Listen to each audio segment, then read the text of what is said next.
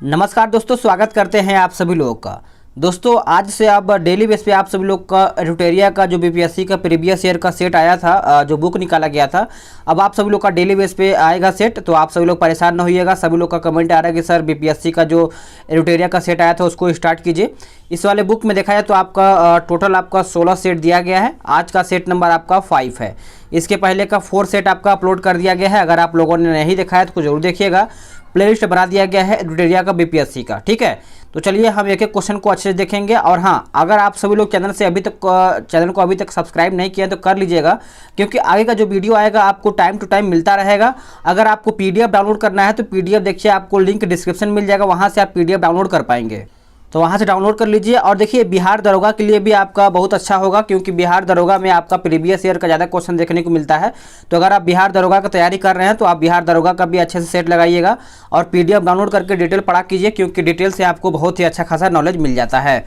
तो चलिए आज का पहला वीडियो यानी पहला प्रश्न देखते हैं कि सिंधु घाटी सभ्यता की सबसे महत्वपूर्ण विशेषता क्या है। तो इसका आंसर याद रखिएगा, ऑप्शन आपका ए हो जाएगा, पक्की ईंट से बनी इमारत। ऑप्शन आपका यहाँ पे ए उत्तर हो जाएगा। याद रखिएगा, सिंधु घाटी सभ्यता की खोज 1921 में सर जॉन मार्शल के नेतृत्व में दयाराम साहनी ने किया था। आप इसको अच्छे से याद रखिएगा।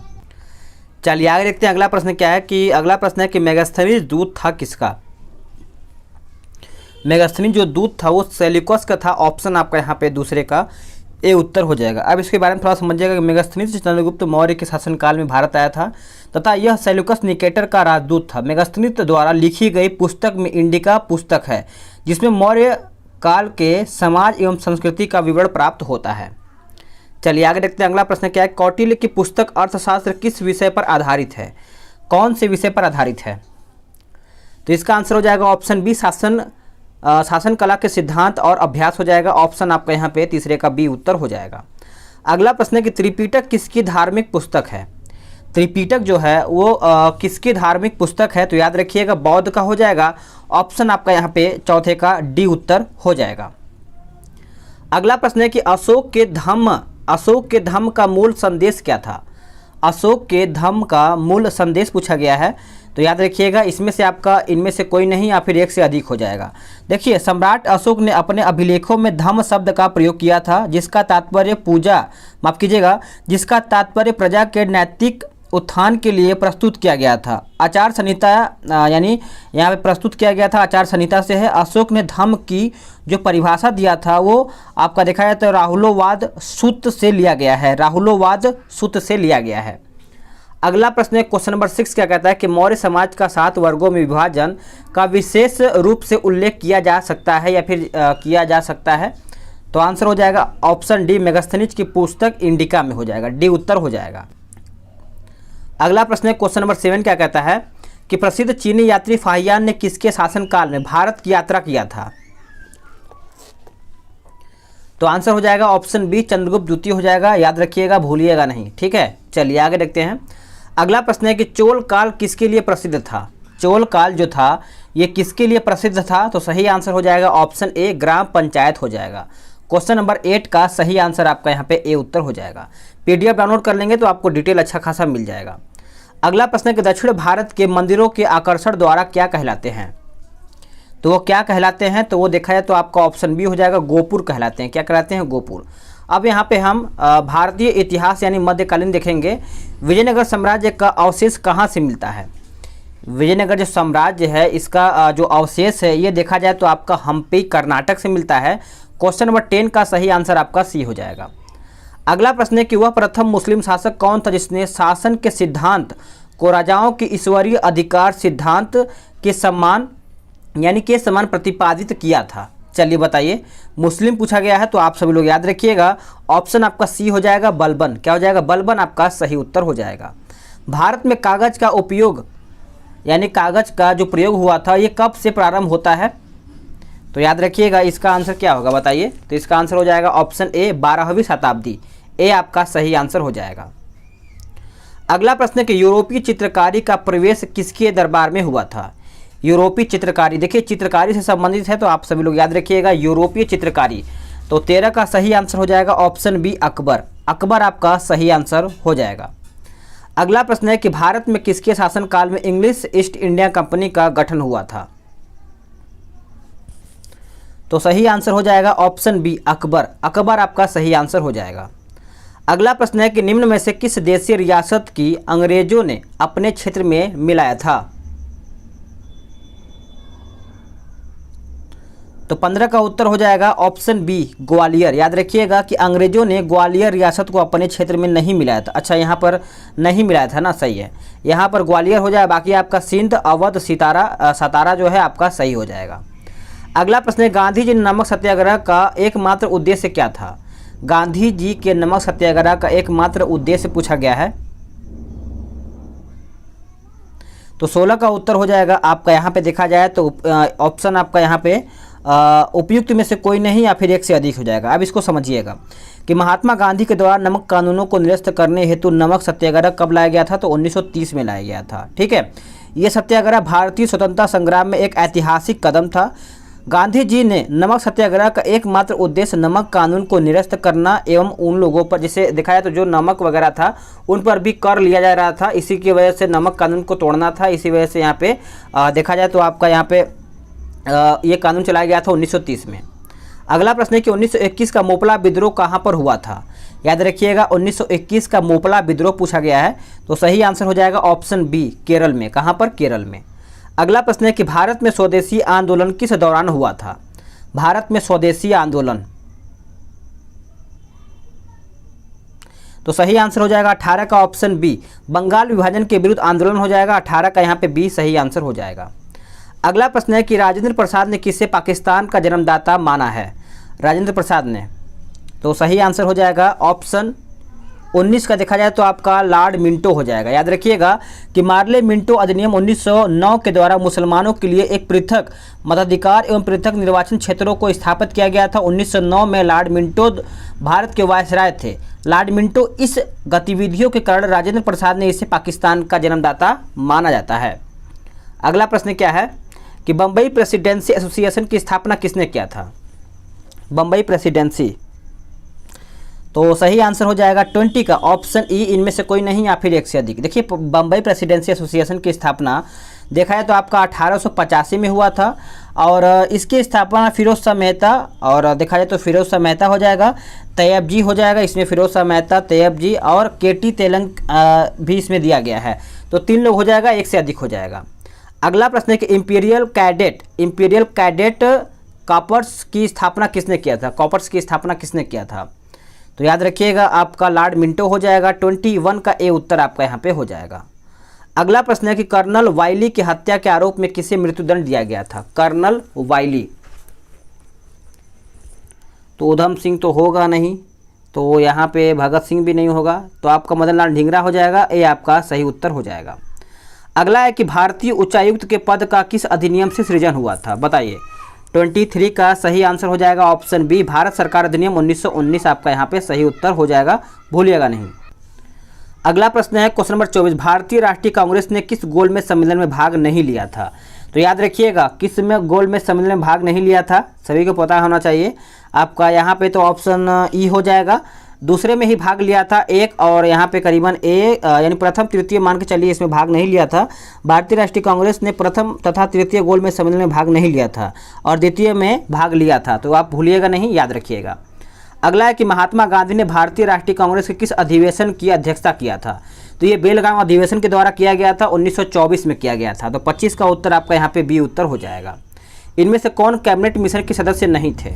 याद रखिएगा Patrick Lawrence, Stafford Crick's, Alexander भी हो जाएगा, लेकिन वेवेल आपका जो यहाँ पे 26 का देखा जाए तो एक सेकेंड 26 का आपका यहाँ पे 26 है ना, हाँ तो 26 का वी ही होगा।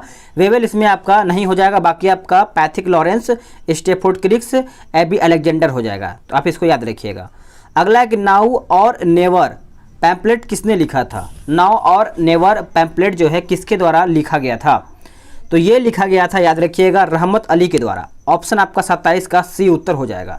देखिए बिहार दरोगा वालों आप सब लोग इसको जरूर लगाइएगा, इससे आपको बहुत ही अच्छा रिवीजन मिलेगा बिहार दरोगा के लिए, क्योंकि डायरेक्टली यहाँ से क्वेश्चन रिपीट करके एग्जाम में आ सकता है। तो अगर लगाए होंगे तो आप अच्छा खासा सही कर पाएंगे एग्जाम में, कन्फ्यूजन आपको नहीं होगा। सती को गैर कानूनी किसने घोषित किया था? सती को गैर कानूनी किसने घोषित किया था? तो सही आंसर हो जाएगा ऑप्शन बी, विलियम बैटिंग। भूलिएगा नहीं, विलियम बैटिंग हो जाएगा।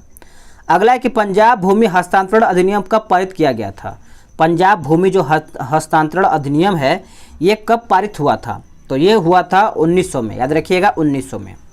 अगला है कि राज्य विभाग की स्थापना किसकी अध्यक्षता में की गई थी? राज्य विभाग की स्थापना जो है ये किया गया था सरदार पटेल के अध्यक्षता में। ऑप्शन आपका डी उत्तर हो जाएगा। अगला है कि बिहार के निम्नलिखित जिलों में से कौन जिला नेपाल के साथ सीमा साझा नहीं करता है? तो यहाँ पर पूछा गया है कौन साझा नहीं करता है, तो पूर्णिया हो जाएगा। बाकी आपका मधुबनी, सीतामढ़ी और किशनगंज ये आपका सही है। अगला प्रश्न है कि निम्नलिखित में से कौन सा भारत के बिहार राज्य में मौजूद एकमात्र यूनेस्को धरोहर स्थल है? तो सही आंसर हो जाएगा इनमें से कोई नहीं या फिर एक से अधिक हो जाएगा। अब इसको समझिएगा, बिहार के दो प्रमुख स्थल को यूनेस्को द्वारा वर्ल्ड हेरिटेज सिटी में शामिल किया गया है। वर्ष 2002 में महाबोधि मंदिर और इसके बाद आपका बोध गया को 2016 में ये किया गया था। ठीक है। अगला प्रश्न क्या है कि बाढ़ सुपर थर्मल पावर स्टेशन किस राज्य में स्थित है? ये कौन से राज्य में स्थित है? तो ये आपका बिहार राज्य में स्थित है। ये आपका सही उत्तर हो जाएगा। अगला है कि बिहार प्रोविंशियल किसान सभा का गठन कब हुआ था? यह आपका गठन देखा जाए तो 1929 में हुआ था। याद एक सेकंड, 1929 सही है। ये आपका सही आंसर हो जाएगा। अगला प्रश्न है किस अधिनियम के तहत बिहार एक अलग राज्य बना था? बिहार एक अलग राज्य बना था तो याद रखिएगा भारत शासन अधिनियम 1935 के द्वारा। 35 का सही आंसर आपका ए उत्तर हो जाएगा। चलिए आगे देखते हैं। अगला प्रश्न है कि बिहार में कृषि भूमि को यानी बिहार में कृषि भूमि की जोतों का औसतन आकार दूसरे राज्यों की तुलना में पूछा गया है। दूसरे राज्यों की तुलना में देखा जाए तो आपका न्यूनतम में द्वितीय हो जाएगा। ऑप्शन आपका बी उत्तर हो जाएगा। अगला प्रश्न है कि भारत के किस राज्य के वर्तमान मूल्यों पर नवीनतम प्रति व्यक्ति जो आय न्यूनतम ये पूछा गया है? तो याद रखिएगा, भूलिएगा नहीं, बिहार हो जाएगा। ये आपका सही आंसर हो जाएगा। अगला है कि बिहार में नवीनतम वार्षिक प्रति व्यक्ति बिजली का उपभोग पूछा गया है। तो 37 का सही आंसर आपका ए हो जाएगा, न्यूनतम। भूलिएगा नहीं, ए आपका सही आंसर हो जाएगा। बिहार में प्रति 1 लाख जनसंख्या पर सड़क की लंबाई पूछा गया है। चलिए बताइएगा इसका सही आंसर क्या होगा? तो इसका सही आंसर इनमें से कोई नहीं या फिर एक से अधिक हो जाएगा। देखिए, बिहार आर्थिक सर्वेक्षण 2016 से 17 के अनुसार बिहार राज्य में सड़क जो घनत्व है 201.5 थी, जो राष्ट्रीय आंकड़ा 371.9 से काफ़ी कम है। अगला है कि निम्नलिखित में से कौन सी नदी फतुहा के पास गंगा में मिलती है? तो याद रखिएगा इसका उत्तर हो जाएगा ऑप्शन बी, पुनपुन। पुनपुन आपका हो जाएगा। अगला है कि क्वेश्चन नंबर 41 कहता है कोपेन के जलवायु वर्गीकरण के अनुसार उत्तर बिहार की जलवायु किससे प्रदर्शित की जा सकती है? ये किससे की जा सकती है? तो ये किया जाता है CWG। ऑप्शन आपका यहाँ पे ए उत्तर हो जाएगा, भूलिएगा नहीं। अगला प्रश्न है कि मुजफ्फरपुर, दरभंगा तथा चंपारण जिले में कौन सी मिट्टी अधिकांशतः पाई जाती है? अधिकांशतः पाई जाती है। तो इसका उत्तर हो जाएगा ऑप्शन बी, नवीन जलोढ़ हो जाएगा। ऑप्शन आपका यहाँ पे बी उत्तर हो जाएगा। बिहार का सर्वाधिक जूट उत्पादन जिला पूछा गया है। बिहार का सर्वाधिक जूट उत्पादन जिला देखा जाए तो आपका ऑप्शन डी हो जाएगा, पूर्णिया। याद रखिएगा, पूर्णिया आपका सही आंसर हो जाएगा। अगला है कि त्रिवेणी नहर किस नदी पर निर्मित है? त्रिवेणी जो नहर है वो कौन से नदी पर निर्मित है? तो आंसर हो जाएगा ऑप्शन सी, गंडक। याद रखिएगा, गंडक आपका उत्तर हो जाएगा। जैन धर्म के प्रवर्तक महावीर जी का मोक्ष स्थान कहाँ पर स्थित है? तो सही आंसर हो जाएगा 45 का ऑप्शन सी, पावापुरी। याद रखिएगा, पावापुरी ये 24वें तीर्थंकर थे, भूलिएगा नहीं। अगला है कैमूर पठार किसके लिए प्रसिद्ध है? कैमूर जो पठार है ये किसके लिए प्रसिद्ध है? तो ये प्रसिद्ध है आपका चूना पत्थर के लिए। याद रखिएगा, चूना पत्थर के लिए बी उत्तर हो जाएगा। अगला प्रश्न है कि स्वामी सहजानंद सरस्वती ने एक पत्रिका का प्रकाशन किया था जो कि इसका नाम पूछा गया है, जिसका नाम क्या था? तो याद रखिएगा, हुंकार था। ऑप्शन आपका बी उत्तर हो जाएगा। पटना में 1913 में अनुशीलन समिति की एक शाखा की स्थापना किसने किया था? इसकी स्थापना देखा है 48 का, तो ऑप्शन आपका सी हो जाएगा, यानी सचिंद्र नाथ सन्याल हो जाएगा। ऑप्शन आपका 48 का सी सही आंसर हो जाएगा। 1922 से 23 में मुंगेर में किसान सभा का गठन किसने किया था? किसान सभा का जो गठन है ये किया गया था, ऑप्शन इनमें से कोई नहीं या फिर एक से अधिक। याद रखिएगा कि 1922-23 में श्री कृष्ण सिंह तथा शाह मोहम्मद जुबैर के प्रयास से मुंगेर किसान सभा का गठन किया गया था। तो आप सभी लोग भूलिएगा नहीं, आपका यहाँ पे श्री कृष्ण तथा मोहम्मद शाह जुबैर हो जाएगा। तो आपका ये बी और सी हो जाएगा। 1934 में बनी बिहार सोशलिस्ट पार्टी के सचिव कौन थे? तो सचिव देखा जाए तो आपका जयप्रकाश नारायण हो जाएगा, ऑप्शन आपका बी उत्तर हो जाएगा। बिहार से भारतीय संविधान सभा के अध्यक्ष कौन थे? तो इसका आंसर सभी को पता होना चाहिए, आपका इनमें से कोई नहीं या फिर एक से अधिक हो जाएगा। याद रखिएगा भारतीय संविधान सभा का 9 दिसंबर 1946 को किया गया था, जिसमें इसके अस्थायी अध्यक्ष कौन थे? सच्चिदानंद सिन्हा को बनाया गया था। बाद में 11 दिसंबर 1946 को राजेंद्र प्रसाद को संविधान सभा का स्थायी अध्यक्ष नियुक्त किया गया था। ठीक है, आगे देखते हैं। अगला है कि बिहार में 1937 में गठित प्रथम भारतीय संविधान का नेतृत्व किसने किया था? तो ये किया गया था मोहम्मद यूनुस के द्वारा। याद रखिएगा बी आपका सही आंसर हो जाएगा। अगला प्रश्न है क्वेश्चन नंबर 53। ये क्या कहता है कि पटना लॉन का गांधी मैदान के रूप में नामकरण कब किया गया था? तो ये किया गया था, ऑप्शन के हिसाब से देखा जाए तो आपका इनमें से कोई नहीं या फिर एक से अधिक हो जाएगा। देखिएगा वर्ष 1924 से 1948 तक पटना स्थित गांधी मैदान का नाम पटना लॉन था। भारत छोड़ो आंदोलन के दौरान यह मैदान आंदोलनकारियों का प्रमुख केंद्र बन रहा था। गांधी जी ने निधन के बाद उनके सम्मान में वर्ष 1948 में उनका नाम बदल करके गांधी मैदान रखा गया था। याद रखिएगा, भूलिएगा नहीं। अगला है कि बंगाल विभाजन की घोषणा कब किया गया था?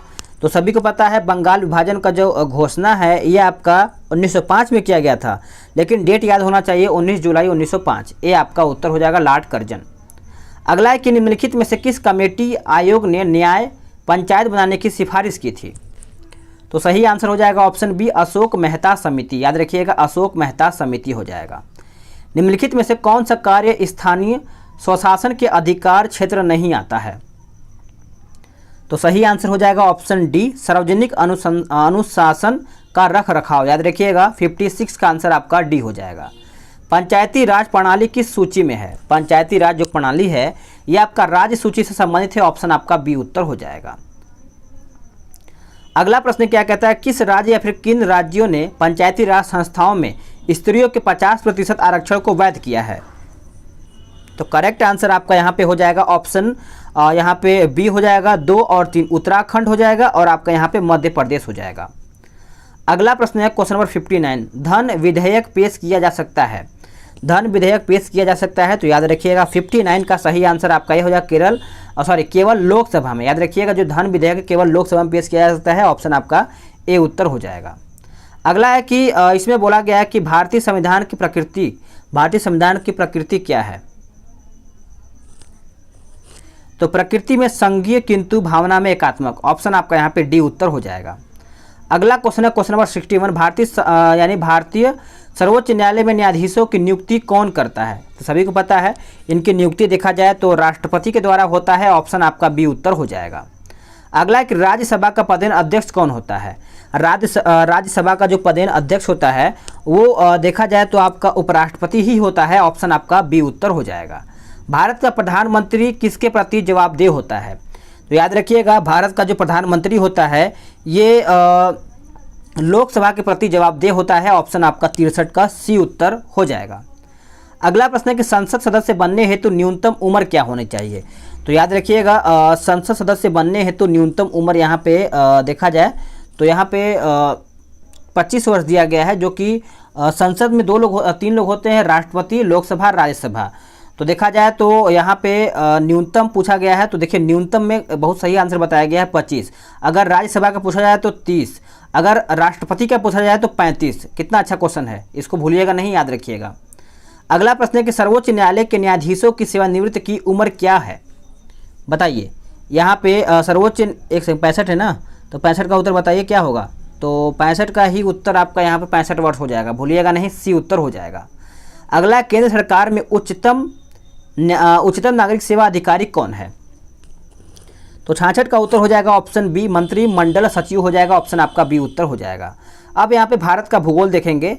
भारतीय जनगणना 2011 के अनुसार पुरुषों एवं स्त्रियों दोनों में प्रतिशत साक्षरता किस राज्य की न्यूनतम है? तो यहाँ पे न्यूनतम पूछा गया है तो भूलिएगा नहीं, आपका अपना बिहार, ऑप्शन सी सही आंसर हो जाएगा। अगला है कि भारत के किस राज्य में कपास और औसतन उत्पादन सर्वाधिक है? तो सही आंसर आपका डी हो जाएगा, आंध्र प्रदेश। क्या हो जाएगा? आंध्र प्रदेश। निम्नलिखित में से किस राज्य में सर्वाधिक क्षेत्र वनों के अंतर्गत पाया जाता है? चलिए बताइए सही आंसर क्या होगा। तो देखिए इसका आंसर हो जाएगा ऑप्शन डी, अरुणाचल प्रदेश। याद रखिएगा, अरुणाचल प्रदेश आपका सही आंसर हो जाएगा। निम्नलिखित में से कौन सी मिट्टी नदियों द्वारा निर्मित है? इनमें से पूछा गया है कौन सा मिट्टी है जो नदियों द्वारा निर्मित है। तो याद रखिएगा जलोढ़ मिट्टी हो जाएगा, ऑप्शन आपका यहाँ पे 70 का सी सही आंसर हो जाएगा। भारत के कुल विद्युत उत्पादन में जल विद्युत का योगदान कितना है? तो इनमें से कोई नहीं या फिर एक से अधिक। याद रखिएगा मार्च 2020 के आंकड़े के अनुसार देश में कुल विद्युत उत्पादन का 12.3% भाग जल विद्युत के द्वारा उत्पादित होता है। तो याद रखिएगा, भूलिएगा नहीं। भारत के जनसंख्या अध्ययन में कौन सा जनगणना वर्ष डेमोग्राफिक डिवाइस के नाम से जाना जाता है? तो सही आंसर हो जाएगा ऑप्शन बी, 1921। अब बताइए कि 1921 में कौन सा स्थापना किया गया था? तो बता सकते हैं आप सभी लोग। अगला 1921 में खोज किया गया था किसी, उसका हड़प्पा संबंधित है, भूलिएगा नहीं। बताइए, कमेंट करके जरूर बताइएगा। तमिलनाडु में सर्वाधिक सूती वस्त्र के कारखाने कहाँ पाए जाते हैं? तमिलनाडु में सर्वाधिक सूती वस्त्र के कारखाने कहाँ पर पाए जाते हैं? तो यह आपका 73 का सही आंसर हो जाएगा, ऑप्शन बी, कोयम्बटूर में। कहाँ पर? कोयम्बटूर में। अगला है कि निम्नलिखित में से भारत का कौन सा राज्य रबर के उत्पादन में अग्रणी है? रबर के उत्पादन में अग्रणी है तो आपका उत्तर बी हो जाएगा, केरल। याद रखिएगा केरल आपका सही आंसर हो जाएगा। राष्ट्रीय जलमार्ग 1 जोड़ता है, यह आपका जोड़ता है ऑप्शन सी, हल्दिया को इलाहाबाद से। याद रखिएगा हल्दिया को इलाहाबाद से। अगला है कि राजस्थान राज्य का खैत्री बेल्ट किसके लिए प्रसिद्ध है? तो ये देखा जाए तो आपका तांबा खनन से हो जाएगा, आपका उत्तर यहाँ पे ए हो जाएगा। अब यहाँ पे विश्व का भूगोल देखेंगे। 10,000 ईसा पूर्व में विश्व की जनसंख्या कितनी थी? तो विश्व की जनसंख्या देखा जाए तो 77 का आंसर आपका इनमें से कोई नहीं या फिर एक से अधिक हो जाएगा। चलिए आगे देखते हैं। अगला है कि कोकोस प्लेट किनके मध्य पाई जाती है? कोकोस प्लेट किनके मध्य पाई जाती है? तो ये पाया जाता है मध्य अमेरिका तथा प्रशांत प्लेट हो जाएगा, ऑप्शन आपका ए उत्तर हो जाएगा। अगला है कि संयुक्त राज्य अमेरिका का रस्ट बाउल निम्नलिखित में से किस प्रदेश से संबंधित है? तो ये देखा जाए तो आपका 79 का ऑप्शन आपका ये हो जाएगा, इनमें से कोई नहीं या फिर एक से अधिक। अब समझिएगा कि रस्ट बाउल अमेरिकी का लौह उत्पादन करने वाला क्षेत्र है। यह क्षेत्र संयुक्त राज्य अमेरिका के उत्तर पूर्व में स्थित है। इसके अंतर्गत ग्रेट लैक्स प्रदेश, पीटर्सबर्ग प्रदेश आदि शामिल हैं। ठीक है, चलिए आगे देखते हैं। निम्नलिखित में से कौन सा विश्व का कहवा पत्तन के नाम से जाना जाता है? तो सही आंसर हो जाएगा option D, Buenos Aires. D आपका उत्तर हो जाएगा। अब यहाँ पे इकोनॉमिक्स अर्थशास्त्र देखेंगे। भारत में राष्ट्रीय आय की गणना में एक समस्या है, तो सही आंसर हो जाएगा आपका ऑप्शन डी, असंगठित क्षेत्र हो जाएगा। डी आपका सही आंसर हो जाएगा। भारत में कृषि पुनर्वित्त प्रदान करने के लिए शिखर स्तर के बैंक का नाम पूछा गया है, बताइएगा। तो याद रखिएगा कृषि तथा ग्रामीण विकास राष्ट्रीय बैंक हो जाएगा। बी आपका सही आंसर हो जाएगा। अगला कि 14वें वित्त आयोग के अनुसार विभाजन योग्य शुद्ध केंद्रीय राजस्व कर में राज्यों का प्रतिशत भाग पूछा गया है। तो 83 का सही आंसर आपका 42% हो जाएगा। डी आपका सही आंसर हो जाएगा। भारत में किस क्षेत्र में प्रत्यक्ष विदेशी निवेश इक्विटी प्रवाह उत्तम है?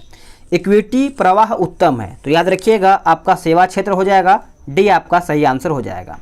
भारत में सीमांत कृषि भूमि जोत का आकार पूछा गया है, तो 85 का सही आंसर हो जाएगा ऑप्शन डी, 1 हेक्टेयर से कम। याद रखिएगा 1 हेक्टेयर से कम। वैश्वीकरण में सम्मिलित नहीं है, वैश्वीकरण में सम्मिलित नहीं है तो आंसर आपका डी हो जाएगा, सार्वजनिक क्षेत्र की इक्विटी का विनिवेश। ऑप्शन आपका यहाँ पे डी सही आंसर हो जाएगा।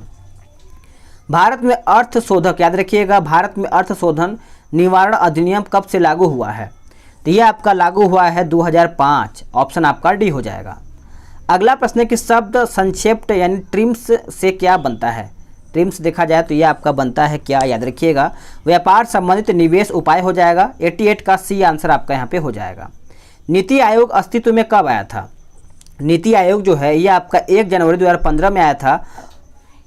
ऑप्शन आपका सी उत्तर हो जाएगा। भारत सरकार ने अखिल भारतीय थोक कीमत सूचकांक के लिए आधार वर्ष 2004 से 5 बदल करके किस वर्ष को बनाया है? तो ये बनाया है आपका 11-12। याद रखिएगा 2011-12। अगला है कि निम्नलिखित में से कौन सा उपागम प्रो अमर्त्य सेन से संबंधित है। तो सही आंसर हो जाएगा ऑप्शन बी, यानी सक्षमता उपागम हो जाएगा। ऑप्शन आपका यहाँ पे क्या हो जाएगा, बी उत्तर हो जाएगा। अगला प्रश्न है क्वेश्चन नंबर 92, कहता है गुल्लक बच्चा बैंक कहाँ पर है। गुल्लक बच्चा बैंक जो है ये आपका देखा जाए तो कहाँ पर है, ये आपका पटना यानी बिहार में, आप इसको आंसर कर सकते हैं। अगला है कि दृश्य स्पेक्ट्रम की तरंगदैर्घ्य की सीमा पूछा गया है। तो सही आंसर हो जाएगा 93 का ऑप्शन ई, इनमें से कोई नहीं या फिर एक से अधिक हो जाएगा। अगला प्रश्न है कि घड़ी में प्रयोग होने वाले क्वार्टज क्रिस्टल होते हैं। घड़ी में प्रयोग होने वाले क्वार्टज क्रिस्टल देखा जाए तो आपका बी उत्तर हो जाएगा, सिलिकॉन डाइऑक्साइड हो जाएगा, बी आपका सही आंसर हो जाएगा। अगला है कि ब्रोमीन होती है तो याद रखिएगा, भूलिएगा नहीं, लाल द्रव्य हो जाएगा। ऑप्शन आपका डी उत्तर हो जाएगा। अगला है कि वेल्डिंग में प्रयोग होने वाली गैस पूछा गया है। वेल्डिंग में प्रयोग होने वाली जो गैस है उसका नाम है ऑक्सीजन तथा एसिटिलीन हो जाएगा। ऑप्शन आपका सी सही आंसर हो जाएगा। गैल्वेनाइज्ड लोहे के पाइप पर परत होती है तो याद रखिएगा, भूलिएगा नहीं, आपका जस्ते की, ए आपका सही आंसर हो जाएगा। अगला कि कपड़े साफ करने में प्रयोग होने वाले डिटर्जेंट पूछा गया है, बताइएगा। तो सही आंसर हो जाएगा आपका सल्फोनेट हो जाएगा, डी आपका यहाँ पे सही आंसर हो जाएगा, भूलिएगा नहीं। चलिए आगे देखते हैं। अगला प्रश्न है कि वह तत्व जो मानव पसीने के माध्यम से उत्सर्जित होते हैं। तो सही आंसर हो जाएगा इनमें से कोई नहीं या फिर एक से अधिक। देखिए यहाँ पे याद रखिएगा, पसीना मुख्यतः पानी होता है, किंतु इसमें खनिज अम्ल, urea, sodium, potassium, calcium, magnesium, zinc, iron ये सब देखने को मिलता है। ठीक है, अगला प्रश्न क्या है। अगला कि नीला थोथा रासायनिक रूप से कॉपर सल्फेट होता है। ऑप्शन आपका सी उत्तर हो जाएगा। एक परमाणु के केंद्र का धनावेशित हिस्सा कहलाता है तो आपका उत्तर डी हो जाएगा, न्यूक्लियस। याद रखिएगा, न्यूक्लियस आपका सही आंसर हो जाएगा। एक कठोर के सीधे गैस में परिवर्तन को क्या कहते हैं। तो क्या कहते हैं, तो ऊर्ध्वपातन कहते हैं। 102 का उत्तर आपका यहाँ पे ए उत्तर हो जाएगा। निम्नलिखित में से सबसे भारी धातु पूछा गया है। निम्नलिखित में से सबसे भारी धातु देखा जाए तो आपका प्लेटिनम हो जाएगा। ऑप्शन आपका डी उत्तर हो जाएगा। अगला है कि स्टेनलेस स्टील एक मिश्र धातु है। स्टेनलेस स्टील जो है एक मिश्र धातु है तो ऑप्शन के हिसाब से आपका ऑप्शन ई हो जाएगा। याद रखिएगा कि मिश्र धातु दो या दो से अधिक धातुओं के समांगी मिश्रण होता है जो धातु के गुणधर्मों को बेहतर बनाते हैं, भूलिएगा नहीं। अगला प्रश्न है क्वेश्चन नंबर 105, कहता है टूटी हुई हड्डियों की रक्षा के लिए प्लास्टर ऑफ पेरिस का प्रयोग होता है। यह क्या है, तो यह है जिप्सम है। ऑप्शन आपका डी उत्तर हो जाएगा। अगला कि एक हाइड्रोकार्बन जिसमें कार्बन के दो परमाणु द्विबंध द्वारा जुड़े हो उसको क्या कहते हैं या फिर वो क्या कहलाता है। तो याद रखिएगा, एल्किन कहलाता है। ऑप्शन आपका बी उत्तर हो जाएगा। सिरके का रासायनिक नाम पूछा गया है। सिरके का रासायनिक नाम देखा जाए तो आपका ऑप्शन सी हो जाएगा, एसिटिक अम्ल हो जाएगा। ऑप्शन आपका सी उत्तर हो जाएगा। कार की बैटरी में प्रयोग होने वाला अम्ल पूछा गया है। कार के बैटरी में प्रयोग होने वाला अम्ल देखा जाए तो आपका उत्तर डी हो जाएगा, सल्फ्यूरिक अम्ल। क्या हो जाएगा, सल्फ्यूरिक अम्ल। अगला प्रश्न है कि सोडा वाटर की बोतल खोलने पर निकलने वाली जो गैस होती है ये आपका पूछा गया है। तो गैस जो होता है वो कार्बन डाइऑक्साइड हो जाएगा। ए आपका सही आंसर हो जाएगा। अगला प्रश्न है कि मानव तंत्र में इंसुलिन किसका चयापचय यानी मेटाबॉलिज्म नियंत्रित करता है। चयापचय याद रखिएगा, इसका आंसर हो जाएगा ऑप्शन, याद रखिएगा बी हो जाएगा, कार्बोहाइड्रेट हो जाएगा। अगला है कि निम्नलिखित में से एंटीबायोटिक पूछा गया है तो आंसर हो जाएगा ऑप्शन ए यानी पेनिसिलिन हो जाएगा। ए आपका सही आंसर हो जाएगा। निम्नलिखित में से कौन सा मुख्यतः कार्बोहाइड्रेट है, इनमें से पूछा गया है कौन आपका मुख्यतः कार्बोहाइड्रेट है। तो आपका उत्तर सी हो जाएगा, चावल। मक्का वगैरह भी हो सकता है लेकिन इसमें चावल का ज़्यादा परसेंटेज दिया होगा। ठीक है, अगला है कि निम्नलिखित स्मार्ट शहरों में से कौन सा दिन में 100% नवीकरणीय ऊर्जा पर चलने वाला भारत का पहला शहर बन गया है। तो सही आंसर हो जाएगा आपका ऑप्शन डी यानी दीप हो जाएगा। याद रखिएगा, दीव हो जाएगा। अगला है कि महमूद अबू जीद ने 2018 UNESCO canoe world press freedom पुरस्कार जीता है वो किस देश के हैं? तो ये आपका करंट अफेयर ओल्ड है, तो आप सभी लोग बोलेंगे अगले सेट से, तो मैं इसको छोड़ दूंगा, स्किप कर जाऊंगा। लेकिन बहुत लोगों का कमेंट आता है कि सर पुराना करंट अफेयर भी बता दिया कीजिए, तो चलिए मैं इसलिए इसको भी बता दूंगा ताकि आप सभी लोग का पुराना भी इस तरीके से रिविजन हो जाएगा। द्विपक्षीय सैन्य अभ्यास हरिमो शक्ति 2018 भारत और किस देश के बीच आयोजित किया गया है? तो याद रखिएगा आंसर आपका बी हो जाएगा, मलेशिया। मलेशिया आपका सही उत्तर हो जाएगा। किस केंद्रीय मंत्रालय ने उन्नत भारत अभियान का दूसरा संस्करण लॉन्च किया है? तो सही आंसर हो जाएगा, अभी ये देखिए एरिट्रिया का करंट अफेयर अपलोड किया जा रहा है, तो उसको भी देखिए और उससे आपका रिवीजन अच्छा खासा हो जाएगा। तो मानव संसाधन विकास मंत्रालय हो जाएगा, ऑप्शन आपका सी उत्तर हो जाएगा।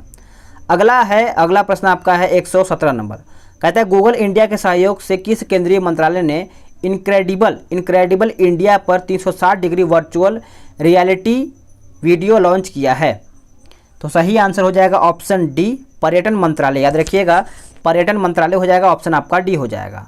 भारत का पहला राष्ट्रव्यापी खाद्य पुरातत्व सम्मेलन आर्कियो ब्रोमा की मेजबानी किस शहर ने किया है? तो ये किया गया है आपका मुंबई के द्वारा, ऑप्शन आपका यहाँ पे ए उत्तर हो जाएगा, भूलिएगा नहीं, ए सही आंसर हो जाएगा। चलिए आगे देखते हैं। अगला है कि 2018 विश्व प्रेस स्वतंत्रता सूचकांक WPFI में भारत का रैंक पूछा गया है।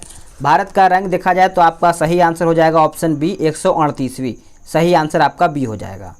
अगला है किस संस्थान को पेटेंट और व्यवसायीकरण के लिए शीर्ष R&D संगठन श्रेणी में 2018 राष्ट्रीय बौद्धिक संपदा पुरस्कार से सम्मानित किया गया है? तो करेक्ट आंसर आपका यहाँ पे देखा जाए तो ए हो जाएगा, वैज्ञानिक और प्रौद्योगिकी अनुसंधान परिषद हो जाएगा, ए आपका सही आंसर हो जाएगा। केंद्रीय सामाजिक न्याय मंत्रालय द्वारा जारी आंकड़ों के मुताबिक कौन सा राज्य सर्वाधिक भिखारियों वाले राज्य की सूची में शीर्ष पर है? तो सही आंसर आपका देखा जाए तो बताइए क्या होगा।